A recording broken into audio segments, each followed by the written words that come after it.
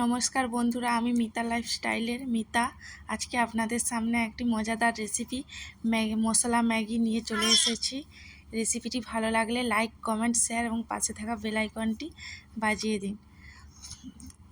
Maggi মশলার জন্য প্রথমে গ্যাস ওভেনটাকে অন করে তারপরে পেঁয়াজ কুচি, টমেটো কুচি, লঙ্কা কুচি, ম্যাগি মশলা, ম্যাগি, নুন, হলুদ, লঙ্কা গুঁড়ি নিয়ে আমরা গ্যাসের ফ্লেমটাকে অন করে প্রথমে কড়াইটিকে তাতিয়ে তাতে তেল দিলাম।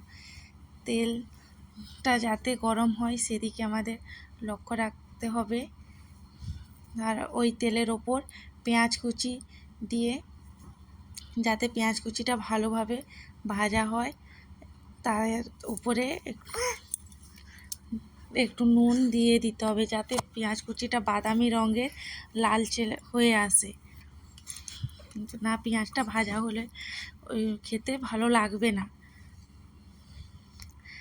পেঁয়াজটা ভাজা হয়ে গেছে, তার উপরে টমেটো কুচি, লঙ্কা কুচি দিয়ে আবারও ভালো করে ওকে নাড়াচাড়া করতে হবে যাতে টমেটো আর লঙ্কাটা ওই পেঁয়াজের মশলার সাথে মিশে যায়।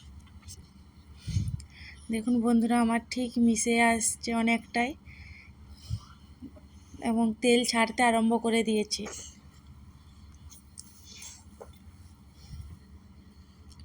এরপরে ওই ম্যাগির ভেতরে যে মশলাটা থাকে আমি ওই টমেটো, পেঁয়াজ কুচি এবং লঙ্কা কুচির ওপরে দিয়ে দেব। আমি 3টা ম্যাগি নিয়েছি, তাই 3টা মশলাই ওর মধ্যে ঢেলে দেব। ঢেলে দিয়ে আবারও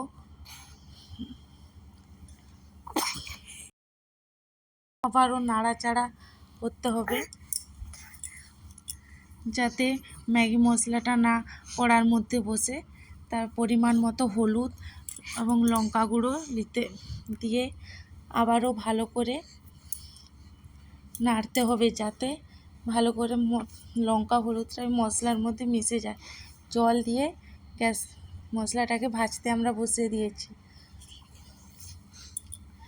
2 মিনিট মশলাটা ভাজা হয়ে এসছে দেখে নাড়া দিচ্ছি। তারপরে ওই মশলার ওপরে আবারও জল ঢেলে দিচ্ছি। মশলাটা ভালো করে না ভাজলে গন্ধ করবে মশলাটা। জলটা ঠিক ফুটে এসছে দেখে তার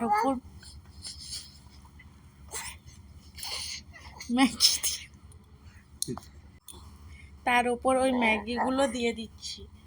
ম্যাগিগুলো ভেঙে দিচ্ছি যাতে না ম্যাগিগুলো ভিতরটা কাঁচা থাকে। ম্যাগিটা আবারও ভালোভাবে নাড়িয়ে নিচ্ছি, মশলার সঙ্গে মিশিয়ে দিচ্ছি। দিয়ে 2 মিনিট ওয়েট করতে হবে আমাদের। 2 মিনিট পর আবারও এসে গেছি কড়াইয়ের কাছে। দেখুন ম্যাগিটা আমার হয়ে এসেছে। এরপর সার্ভ করার পালা। এবং সার্ভ করে দেখুন কত সুন্দর হয়েছে, একটা মজাদার রেসিপি। এবারে আমার বড়মশাই খেয়ে দেখুক কেমন হয়েছে। কোনো রিয়াকশান দিচ্ছে না কেন দেখুন বন্ধুরা, কোনো রিয়াকশান নেই, শুধু খেয়েই যাচ্ছে। এবারে ভালো।